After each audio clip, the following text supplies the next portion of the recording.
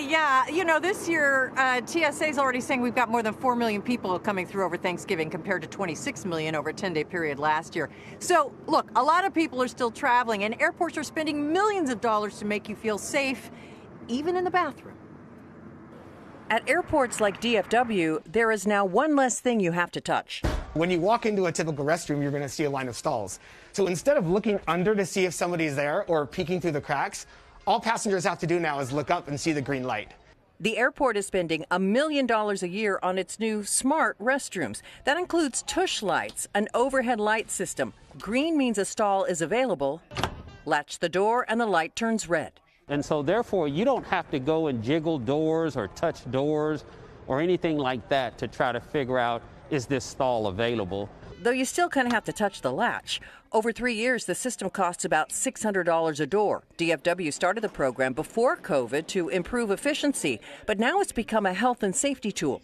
All of our soap dispensers, our water dispensers, our paper towels are all touchless.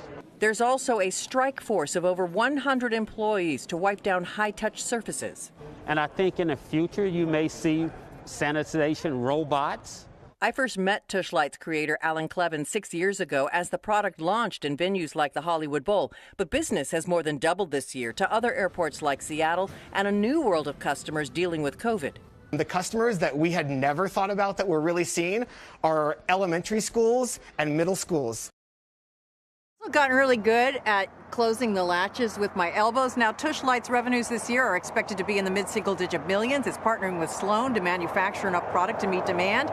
Meantime, Kelly, I'm told at DFW, the fourth busiest airport, foot traffic in November is about 2/3 of what it was a year ago. And here at LAX, the second busiest, they're also remodeling. But starting today, if you fly in here from out of state, you have to go online and sign a form acknowledging LA's 14-day quarantine or pay a $500 fine. Back to you.